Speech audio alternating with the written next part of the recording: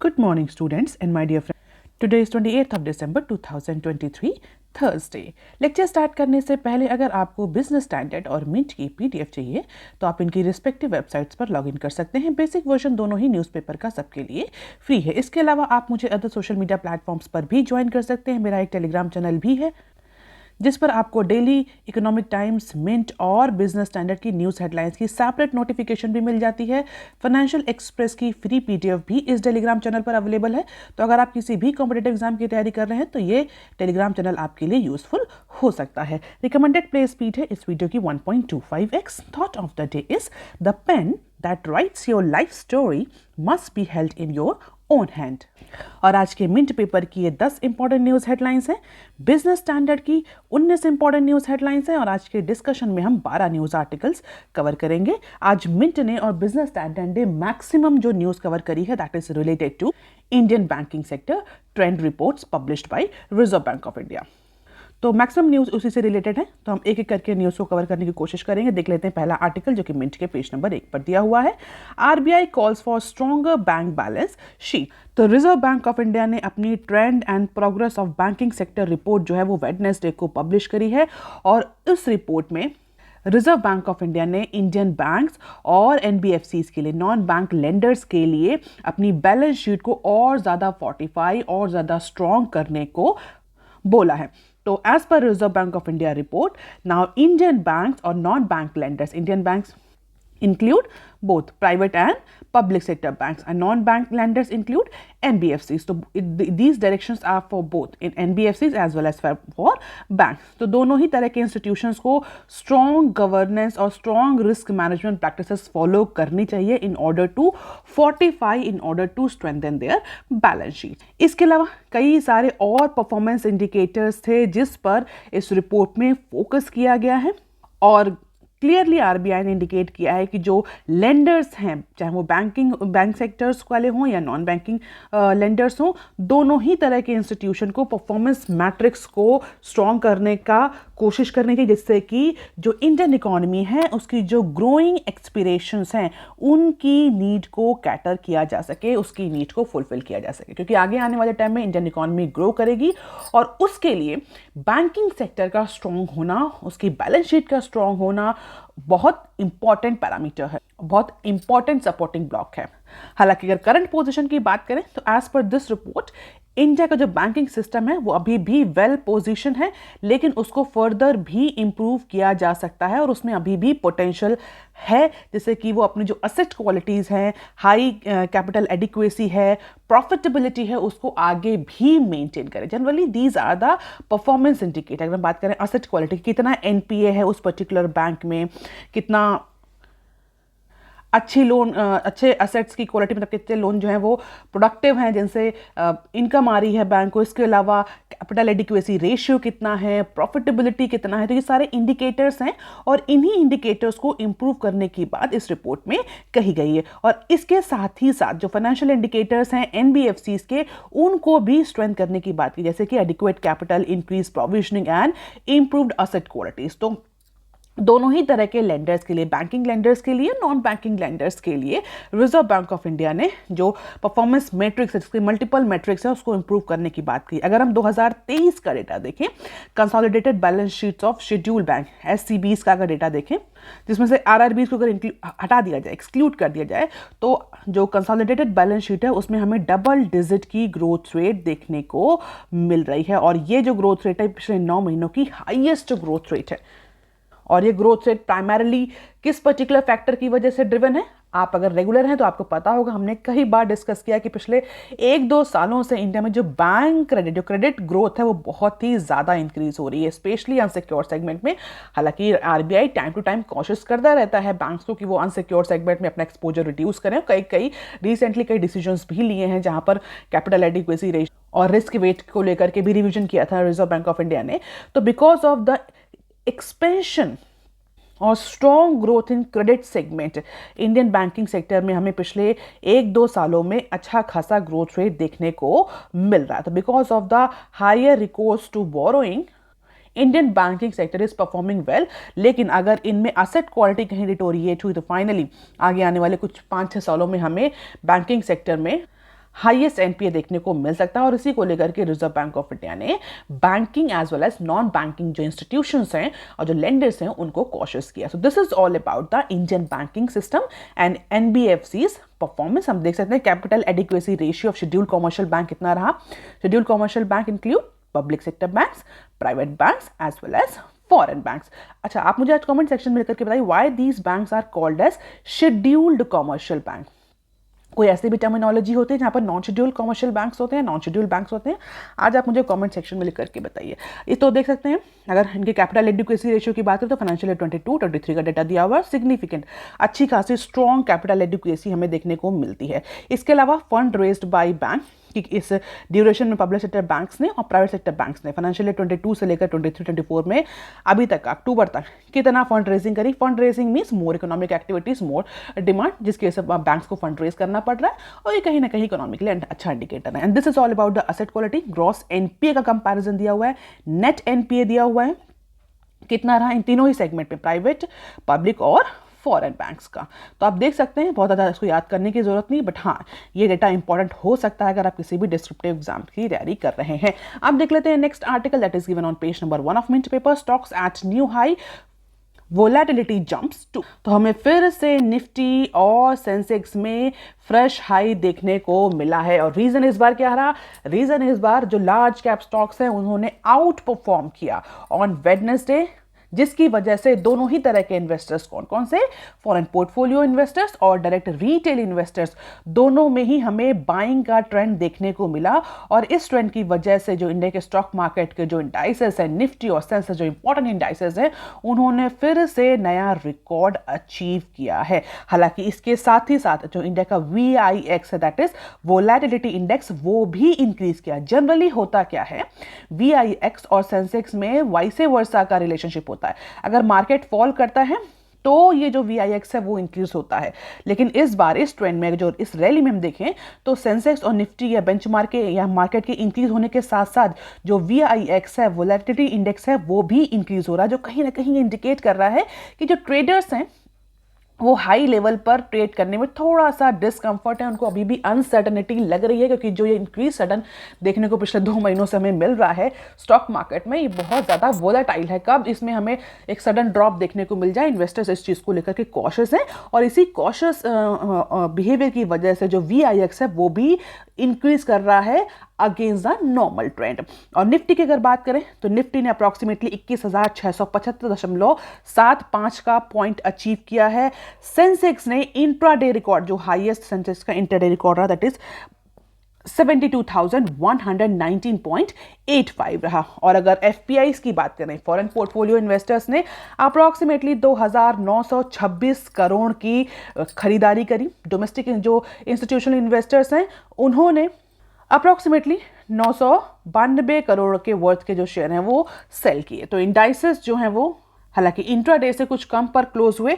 तो अगर हम ओवरऑल गेन देखें तो हमें निफ्टी में 1% का गेन देखने को मिल रहा है, सेंसेक्स में 0.98% का गेन देखने को मिल रहा है। और अगर दोनों का एनुअल रिटर्न देखें अभी तक का, तो निफ्टी में 19.6 और सेंसेक्स में 18.4 का एनुअल रिटर्न क्लॉक हुआ है as per the recent data, और जिसमें मैक्सिमम जो कंट्रीब्यूशन है that is in last 2 months.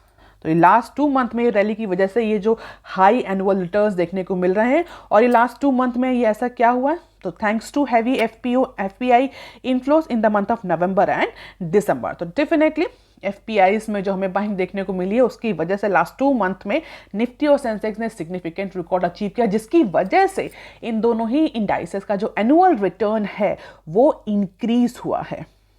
So this is all about new peaks in Sensex and Nifty. You can just have the glimpse of it. आप देख लेते हैं next article. Centre may bring export review for all farm produce। तो जितनी भी farm commodities हैं, specially ऐसी commodities जिनका एक्सपोर्ट होता है, उनको गवर्नमेंट बहुत जल्द ही रिव्यू कर सकती है। तो जिस तरीके से डोमेस्टिक मार्केट में प्राइस बढ़ रहे हैं फूड कमोडिटीज़ के, फार्म कमोडिटीज़ के, और उनका एक्सपोर्ट भी हो रहा है। अभी रिसेंटली अनियन और राइस को लेकर के गवर्नमेंट ने कुछ रिस्ट्रिक्शंस लगाए हैं एक्सपोर्ट में।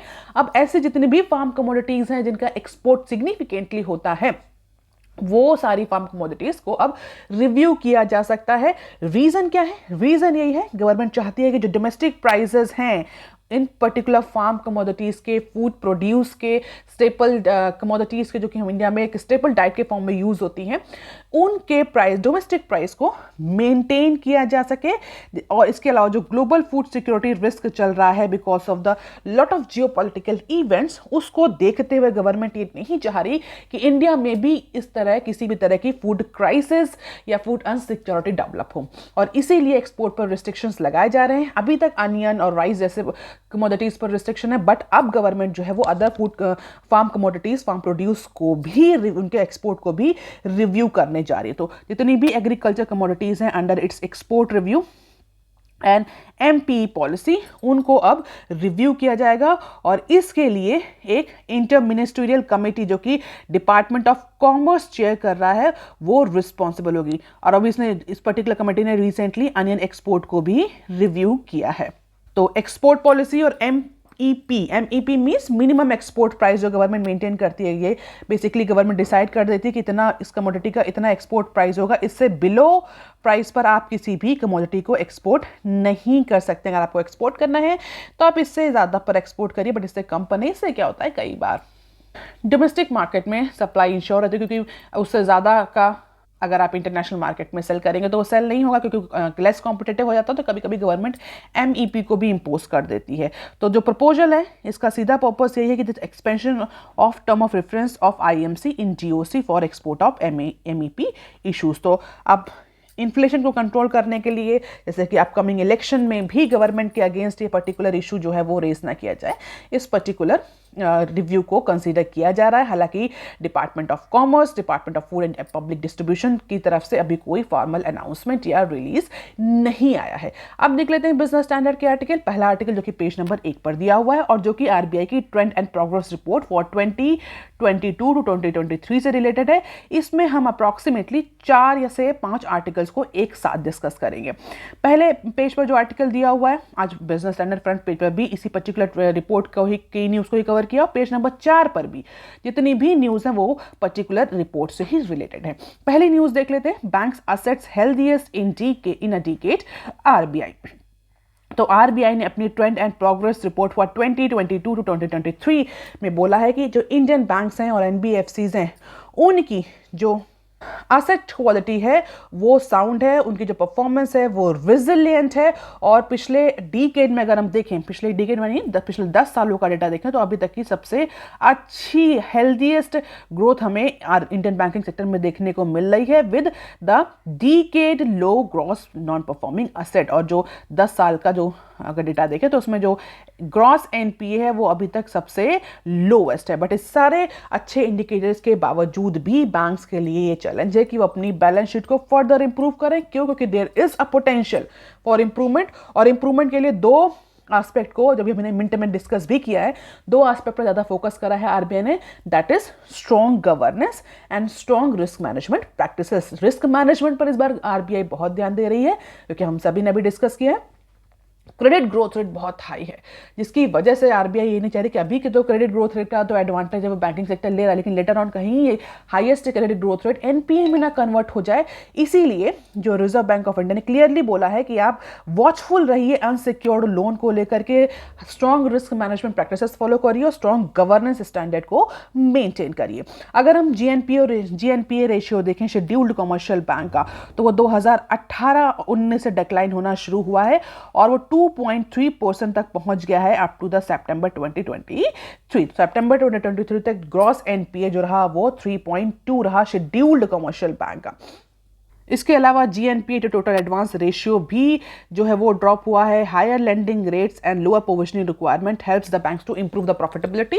लेकिन कहीं ना कहीं रिजर्व बैंक ऑफ इंडिया ने इंडिकेट कर दिया है कि आप प्रोविजनिंग पर भी ध्यान दीजिए, कैपिटल एडिक्वेसी पर भी ध्यान दीजिए और स्ट्रॉन्ग एसेट क्वालिटी मेंटेन रखिए, स्ट्रॉन्ग प्रॉफिटेबिलिटी मेंटेन रखिए। तो कई सारे, हालांकि इस ग्रोथ को लेकर के बहुत ज़्यादा क्रिटिसिज्म भी देखने को मिलता है। कई बार कई सारे एक्सपर्ट बोलते हैं कि लोअर प्रोविजनिंग की वजह से और अनसिक्योर्ड लोन में ग्रोथ की वजह से हमें ये इंडियन बैंकिंग सेक्टर में प्रॉफिटेबिलिटी देखने को मिल रही है। अदरवाइज अगर हम देखें तो इंडियन बैंकिंग सेक्टर अभी भी उतना ही फ्रेजाइल है। लेट अस सी कि आगे फ्यूचर में क्या होता है। This is all about easing the burden. हम देख सकते हैं ग्रॉस एनपीए और नेट एनपीए का कंपैरिजन है 2010 से लेकर के 2023 तक का ग्राफ दिया हुआ है। You can just have the glimpse of it. इस समय जो ग्रॉस एनपीए है वो 3.20 है, नेट एनपीए 0.90 है। अब देख लेते हैं नेक्स्ट क्लिप जो कि पेज नंबर 4 पर दी हुई है और इसी पर्टिकुलर रिपोर्ट से ही रिलेटेड है। Concentration risk flagged among GNBFCs। तो अगर हम NBFC सेक्टर में government registered non banking financial companies की बात करें और उनके टॉप 50 एक्सपोजर्स को देखें जो अप्रॉक्सीमेटली 7.8 ट्रिलियन कॉन्स्टिट्यूट करता है। तो top 50 exposure of valuation approximately 7.8 trillion of GNBFCs indicate that there is approximately 40% of corporate credit within NBFC sector। तो जो NBFCs हैं उनका एक्सपोजर कॉरपोरेट क्रेडिट सेगमेंट में बहुत ज़्यादा अप्रॉक्सीमेटली 40%, स्पेशली GNBFCs की बात करें जो कहीं ना कहीं इंडिकेट कर रहा है कि there is a concentration risk. It means NBFCs के जो असेट्स हैं वो कॉन्सेंट्रेटेड हैं towards one segment that is corporate credit. और कहीं ना कहीं अगर ये ऐसा कोई ट्रेंड आया कि कॉर्पोरेट क्रेडिट सेगमेंट में हमें डिक्लाइन देखने को मिला या उसमें एनपीए कन्वर्जन देखने को मिला या स्ट्रेस की सिचुएशन देखने को मिली, तो उसकी वजह से जो रिस्क होगा एनबीएफसी सर बहुत ज़्यादा। जनरली एनबीएफसीज हों चाहे बैंक्स हों उनको बोला जाता है डाइवर्सिफाई करिए अपने एसेट्स को, और किसी भी पोर्टफोलियो के लिए डाइवर्सिफिकेशन इज़ वेरी इंपॉर्टेंट। और बैंक और चाहे वो एनबीएफसीज हों उनके भी लोन असेट्स को बोला जाता है कि डाइवर्सिफाई करें किसी एक सेगमेंट में। चाहे ऐसा ना हो कि सिर्फ आप एग्रीकल्चर में या सिर्फ कॉर्पोरेट में या सिर्फ इंडिविजुअल या रिटेल सेगमेंट में ही आप अपने असेट्स को कॉन्सेंट्रेट करें। Diversification is very important. लेकिन अगर किसी भी सेक्टर में किसी भी तरह का ट्रेंड डिक्लाइनिंग ट्रेंड आता है तो उसका इम्पैक्ट बहुत ज़्यादा लोन क्वालिटी पर या एसेट क्वालिटी पर ना पड़े। But as per the current data GNBFCs में कॉन्सेंट्रेशन रिस्क ज़्यादा है क्योंकि उनका मेजर जो उनका एक्सपोजर है वो कॉर्पोरेट क्रेडिट को लेकर के है as per the trend and progress of banking in India 2022 to 2023। और इसके अलावा अगर हम कॉर्पोरेट क्रेडिट सेगमेंट में और स्पेशली देखें तो बहुत ज़्यादा एक्सपोजर हमें पावर सेक्टर में देखने को मिलता है। A domain fraught with inherent challenges. हम सभी जानते हैं डिस्कॉम जेनकॉम्स जो हैं और स्पेशली ग्रीन एनर्जी की भी अगर हम बात करें तो कितना ज़्यादा चैलेंजेस उनमें। तो एक तो कॉर्पोरेट सेगमेंट में कॉर्पोरेट क्रेडिट में एक्सपोजर सबसे ज़्यादा है एनबीएफसीज का, उसके अलावा मोर स्पेसिफिकली पावर सेक्टर में ज़्यादा एक्सपोजर है। तो कहीं ना कहीं कॉन्सेंट्रेशन रिस्क जो है वो बहुत हाई है एनबीएफसीज में, और इसीलिए रिजर्व बैंक ऑफ इंडिया ने एनबीएफसीज को बोला है कि you need to diversify your exposure. अब देख लेते हैं next clip. SFB's higher reliance on deposit from co-op banks may lead to risk। तो अब यहाँ पर जो बात करी है अपनी रिपोर्ट में रिजर्व बैंक ऑफ इंडिया ने वो करी है SFBs की। SFBs stands for small finance bank. और स्मॉल फाइनेंस बैंक का जो डिपॉजिट है, जो उनका रिलायंस है अपने डिपॉजिट्स को लेकर के, वो कोऑपरेटिव बैंक्स पर बहुत ज़्यादा है।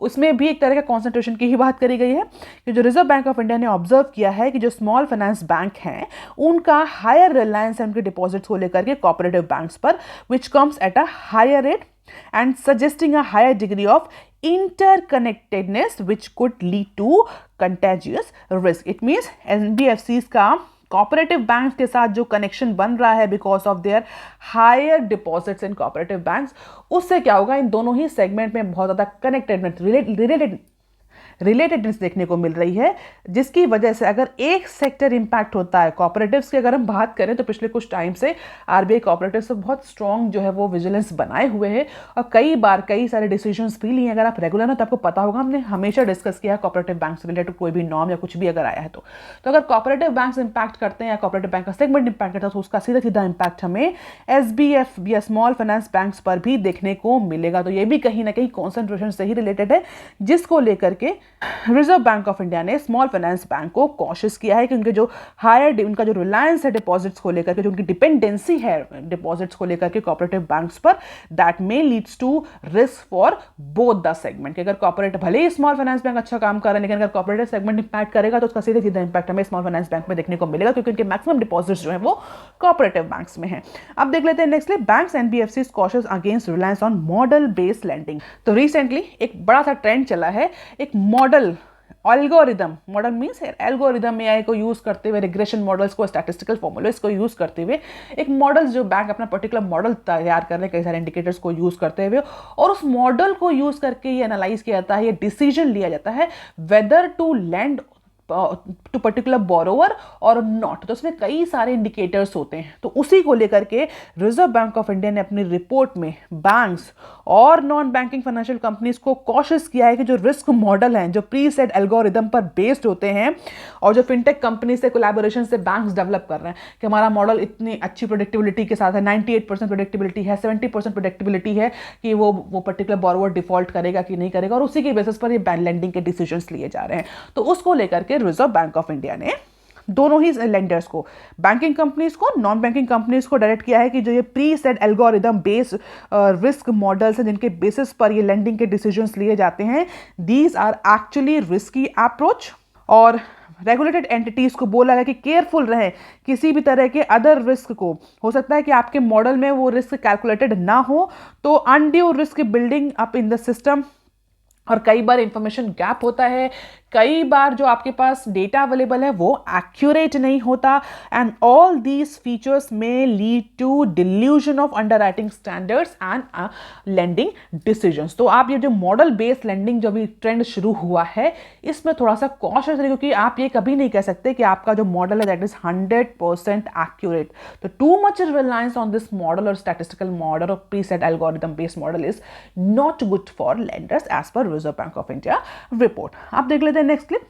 Total amount of frauds reported at 6-year low. तो total amount of fraud which was reported by banks declined to 6 years low. पिछले 6 सालों का अगर डेटा देखें तो जो फ्रॉड के केसेस होते हैं उसमें हमें डिक्लाइन देखने को मिल रहा है। नंबर ऑफ जो फ्रॉड हुए हैं उसमें भी डिक्लाइन देखने को मिला, while the average amount involved in fraud was lowest in a decade. और इसके अलावा नंबर्स ऑफ फ्रॉड का फॉल हुआ ही हुआ है। अगर वैल्यू की बात करें, एवरेज अमाउंट, तो वो भी पिछले 10 सालों का लोवेस्ट है as per Reserve Bank of India. तो हम अगर ये टेबल देख सकते हैं कि कितना वर्थ का फ्रॉड हुआ है, 2021 लेकर के 2024 तक का डेटा दिया हुआ है। तो 2021 में अप्रॉक्सीमेटली 7,263 नंबर्स के फ्रॉड हुए थे बैंक में, और जो कि 2024 में इंक्रीज होकर के 14,483 तक पहुंच गए हैं। हालांकि पिछले अगर 6 सालों का अमाउंट देखें तो अमाउंट में सिग्निफिकेंट डिक्रीज हमें देखने को मिल रहा है as per Reserve Bank of India report. तो फ्रॉड में भी डिक्लाइन देखने को मिल रहा है, इसके अमाउंट में भी डिक्लाइन देखने को मिल रहा है, ऐसा मानना है रिजर्व बैंक ऑफ इंडिया की रिपोर्ट का। It is not my point of view, it is reserve Bank of India's report data. आप देख लेते हैं article number 9 to 10 that is on page number 6। Think big for new cycle of private investment, DFS secretary. तो SBI की एक banking और economic conclave है जिसमें कई सारे पॉलिटिकल लीडर्स और इकोनॉमिक स्पेशलिस्ट जो हैं, इकोनॉमिस्ट हैं, जो वेटरन्स हैं, उन्होंने अपने अपने पॉइंट ऑफ व्यू दिए हैं इंडियन इकोनॉमी को लेकर के। तो जो हमारे DFS सेक्रेटरी हैं, डिपार्टमेंट ऑफ फाइनेंशियल सर्विसेज से सेक्रेटरी मिस्टर विवेक जोशी, उनके according government recently infrastructure development में बहुत ज़्यादा एक्सपेंडिचर कर रही है, बहुत ज़्यादा फोकस कर रही है, और इसी वजह से जो प्राइवेट सेक्टर है उसको भी अब अपने इन्वेस्टमेंट के लिए, अपने कैपिटल एक्सपेंडिचर के लिए नई साइकिल स्टार्ट कर देनी चाहिए, क्योंकि प्राइवेट सेक्टर पैंडेमिक की वजह से थोड़ा सा एप्रीहेंसिव है इन्वेस्टमेंट को लेकर के, specially long term capital investment को लेकर के। तो उसी पर जो हमारे सेक्रेटरी साहब हैं उनका ये कहना है कि गवर्नमेंट जो है वो इस समय इंफ्रास्ट्रक्चर डेवलपमेंट में बहुत ज़्यादा फोकस कर रही है। क्योंकि गवर्नमेंट फोकस कर रही है तो it means there is less risk, and private sector should now think big and bold to start the new cycle of investment, specially capital investment. और इससे क्या होगा, हम सभी जानते हैं कैपिटल एक्सपेंडिचर इंप्रूव होने से, इंफ्रास्ट्रक्चर कंस्ट्रक्शन सेक्टर में इन्वेस्टमेंट होने से एम्प्लॉयबिलिटी बढ़ती है, इनकम बढ़ती है, डिमांड बढ़ती है, इकोनॉमिक ग्रोथ होती है। तो कई सारे इसके इम्पैक्ट हैं। तो उसी को लेकर के हमारे जो सेक्रेटरी साहब हैं उनका ये कहना है कि the scale and success of this investment cycle will largely depend on the people present in the hall, that is industrialistic. क्योंकि गवर्नमेंट के पास अपने लिमिटेड रिसोर्सेज हैं, गवर्नमेंट के पास और ज़्यादा रिस्पॉन्सिबिलिटीज हैं, तो गवर्नमेंट तो सिर्फ एक इम्पटस दे सकती है इंफ्रास्ट्रक्चर को, लेकिन जो एक्चुअल इन्वेस्टमेंट होना चाहिए, बोल्ड इन्वेस्टमेंट, बड़ा इन्वेस्टमेंट, वो प्राइवेट सेक्टर से आना चाहिए, और प्राइवेट सेक्टर उस बात के लिए रेडी हो जाए। गवर्नमेंट ने डायरेक्शंस दे दिए हैं, अब प्राइवेट सेक्टर को थोड़ा सा रिस्क एक्सपोज अप्रोच लेकर के आगे बढ़ना चाहिए। अब देख लेते हैं नेक्स्ट क्लिप, जो कि इंडिया के इकोनॉमी और कैपेक्स और इस पर्टिकुलर कॉन्क्लेव से ही रिलेटेड है। India INC hopeful for of increased capex value added export. तो जो टॉप एग्जीक्यूटिव हैं इंडियन आईएनसी के, वो इंडिया के कैपिटल एक्सपेंडिचर को लेकर के और एक्सपोर्ट को लेकर के ऑप्टिमिस्टिक हैं। तो इसी एसबीआई के कॉन्क्लेव और इकोनॉमिक कॉन्क्लेव और बैंकिंग कॉन्क्लेव में वेडनेसडे को कई सारे जो इंडस्ट्रियलिस्ट हैं, एक्सपर्ट हैं, उन्होंने इंडियन इकोनॉमी में एक्सपोर्ट, वैल्यू एडेड एक्सपोर्ट को लेकर के, कैपिटल एक्सपेंडिचर को लेकर के अपना ऑप्टिमिज्म रजिस्टर किया और उनके according India's demand story would continue to remain positive with value added manufacturing and export is likely to rise। तो कहाँ से आए थे ये एक्सपर्ट्स? तो स्टील सेक्टर, JSW, NTPC के टॉप एग्जीक्यूटिव से, और उनके अकॉर्डिंग उनकी कंपनी भी strong capital exposure, strong capital investment पर जाएगी आगे आने वाले टाइम में, और एक्सपोर्ट जो है उसमें भी ग्रोथ पोटेंशियल ज़्यादा है। तो इंडियन इकोनॉमी फिलहाल के लिए दोनों ही एस्पेक्ट पर ऑप्टिमिस्टिक है, और जो हमारे इंडस्ट्रियलिस्ट हैं वो भी ऑप्टिमिस्टिक हैं। अब देख लेते हैं some short news articles from Business Standard. Scaling peak Sensex top 72,000 in Santa Claus rally. This news we have already covered in Mint, जहां पर हमने डिस्कस किया कि सेंसेक्स और निफ्टी दोनों में ही हमें सिग्निफिकेंट न्यू हाई देखने को मिला। रीजन बिहाइंड वो भी हम डिस्कस कर चुके हैं।